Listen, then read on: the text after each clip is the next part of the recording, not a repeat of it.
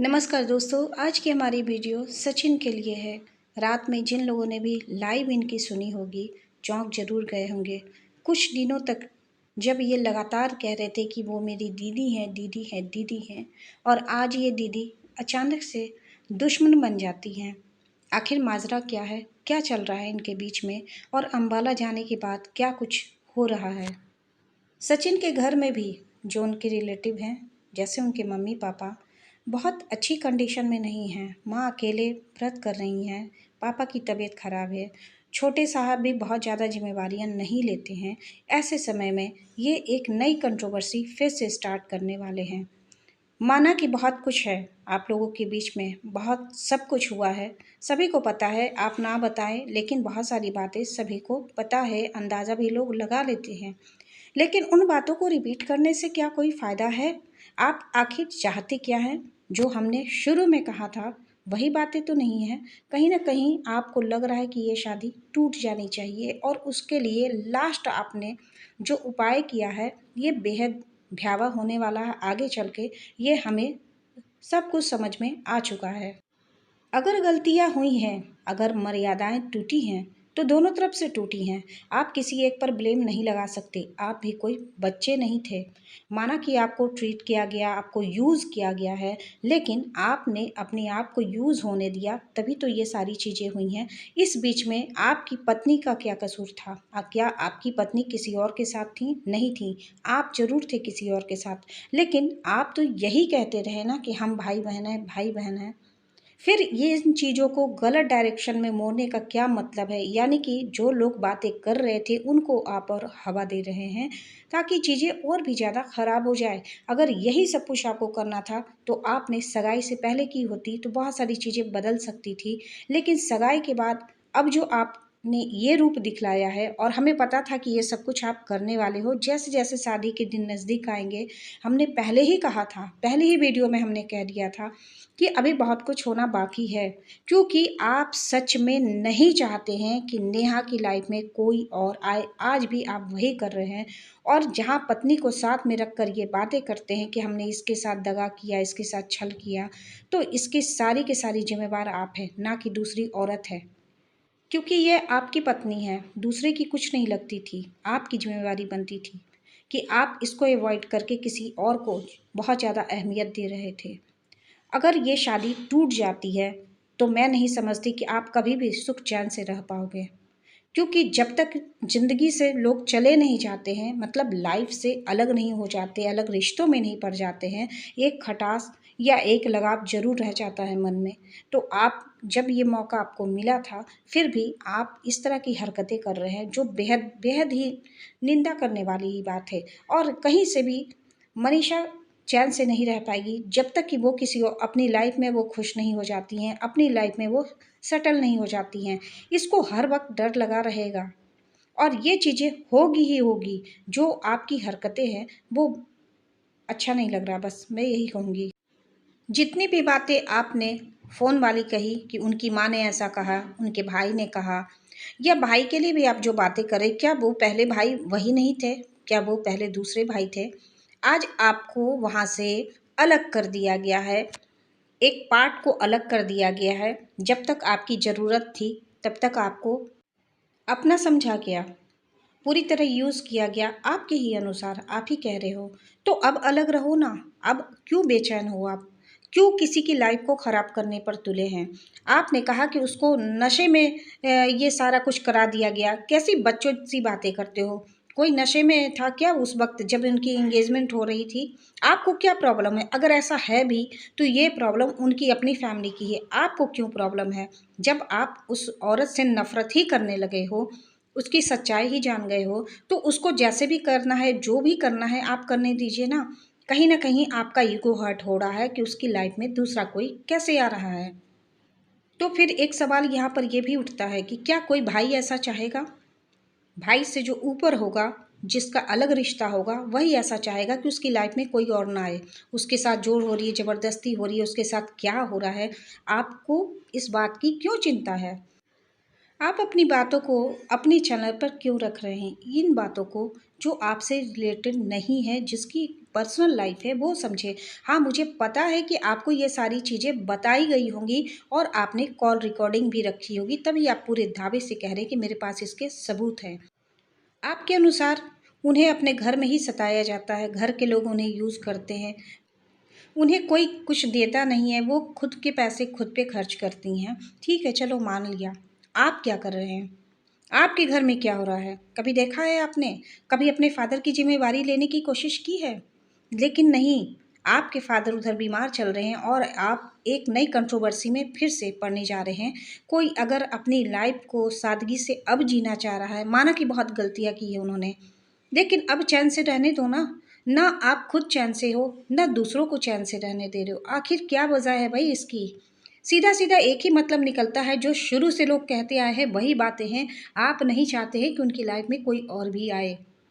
तो फिर आप क्या करोगे? आप बताइए, अगर शादी टूट जाती है, ठीक है, सुमित ने मना कर दिया कि नहीं मुझे नहीं शादी करनी, यही चाहते हो ना आप? दिल की तो यही इच्छा है कि वो भी रिजेक्ट कर दे, है ना?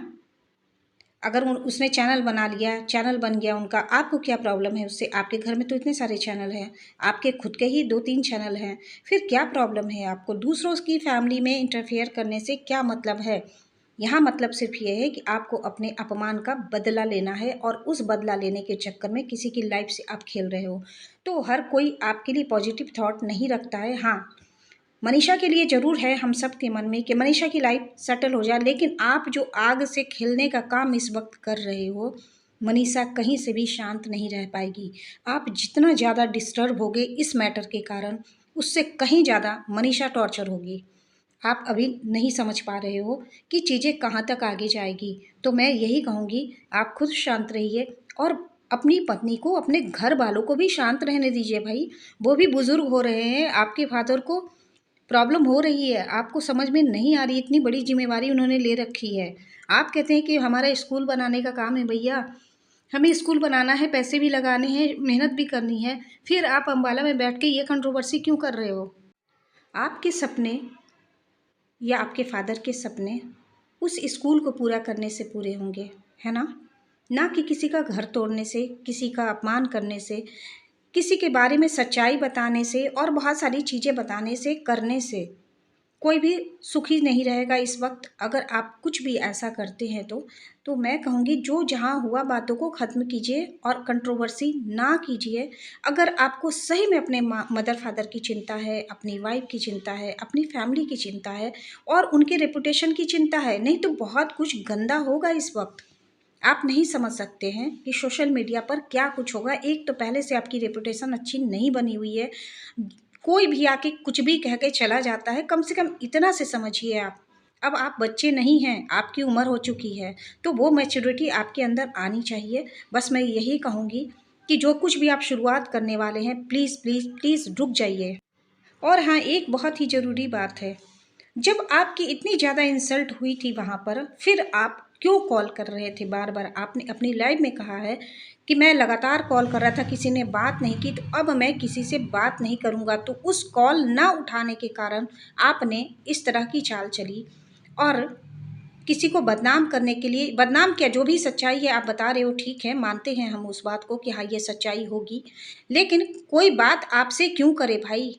जब आपको लोग हटा चुके हैं अपनी लाइफ से, तो फिर आपसे बात क्यों करे? तो अच्छा हुआ कि ये सब कुछ अपना रूप आपने अभी दिखला दिया, वरना शादी के बाद अगर आप यही हरकतें करते, तो जैसे आपकी लाइफ हुई है ना, वैसे ही उनकी भी लाइफ हो जाती। तो जो कुछ है अच्छा ही हुआ और छठ माता ने सही ही किया कि आपका भी असली रूप लोगों के सामने आ गया शादी से पहले। तो अभी बहुत सारी गुंजाइश बची है, शादी टूटे रहे जाए जो भी है, क्योंकि आपका तो पूरा ही ड्रामा इसीलिए क्रिएट किया गया है शुरू से लेके अंत तक कि उनकी लाइफ में कोई भी दूसरा इंसान ना आए। तो क्या आप क्या करने वाले हो भाई? आप भी खुल के बता दो, आप क्या करने वाले हो? ये सवाल है और सिर्फ ये मेरा सवाल नहीं है, बहुत सारे लोगों का सवाल होगा ये कि अगर उनकी शादी टूटती है फिर आप क्या करने वाले हो? आपके मन में क्या चल रहा है? कोई भी भाई नहीं चाहता है कि हाँ, उसकी बहन की का रिश्ता इस तरह से टूट जाए, लेकिन आप चाहते हो, तो बहन से ऊपर ही कुछ और भी सोच रखा होगा आपने। क्या हो यार, क्या क्या कर रहे हो आप लोग? मेरे को तो समझ में नहीं आ रही है बातें। अगर किसी ने बात नहीं की आपसे, किसी ने अवॉइड किया आपको, तो आप आकर इस तरह से उसको चरित्रहीन साबित कर रहे हो एक तरह से।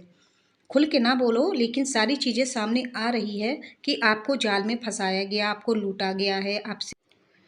तो अब करना क्या है आपको? शादी तोड़ देनी है उनकी, है ना? अगला इंसान मना कर दे कि नहीं, नहीं मुझे अब शादी नहीं करनी है, इनके तो ऐसे-ऐसे रिश्ते थे।